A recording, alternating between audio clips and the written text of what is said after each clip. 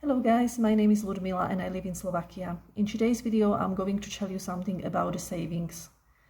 We all know this situation. It's the end of the month and no money on our bank account. So how would you deal with this situation? First of all, it's always beneficial to put some money of your salary aside. Because the thing is, you never know what happens in the future. For example, you might lose your job. This is not something we want to happen, of course, but you still need to think of such a situation. So for such a case, it is always good to have some kind of emergency fund, or maybe you can call it emergency account. It is recommended that you have at least 3 salaries on such an account. And then you won't be surprised if something like this happens. So how can we save the money? You might tell me, oh, I don't earn that much and it's quite difficult to save the money.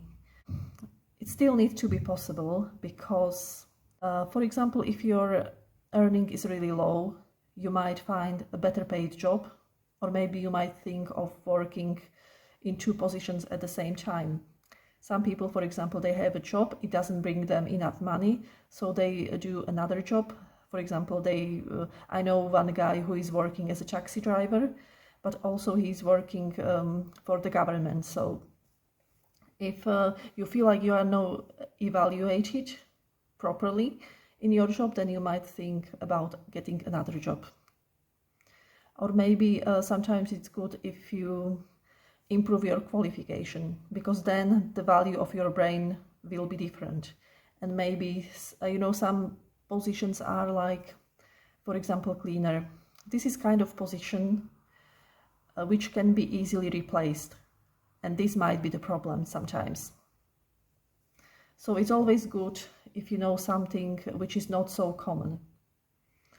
What is, for example, valued at the moment?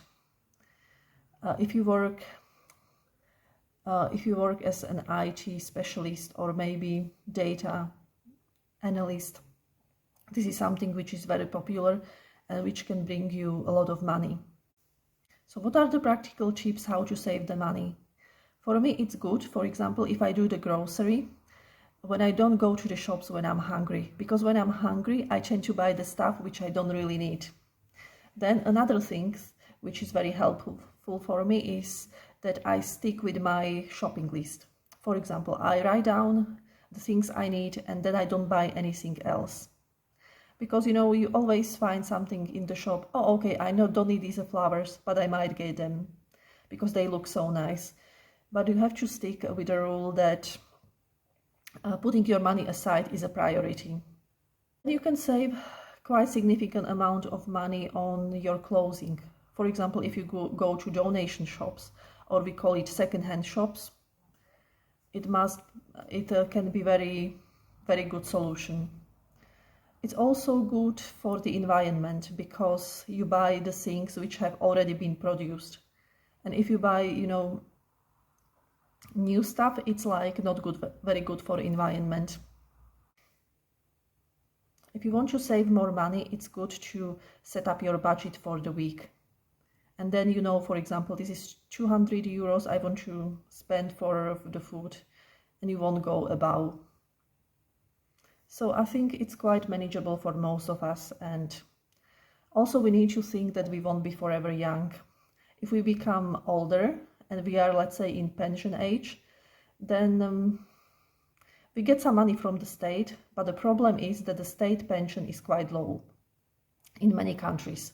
So then it might be very beneficial if you manage to save your money before, and because childbirth rate is quite low in many countries, so it's always good if you save your money on your bank account. It varies for various countries, so it depends.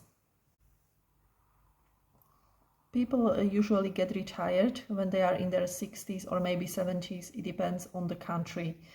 But if you have enough money on your bank account, then you might, stop to work earlier if you are in your 50s or so. So this is another big benefit.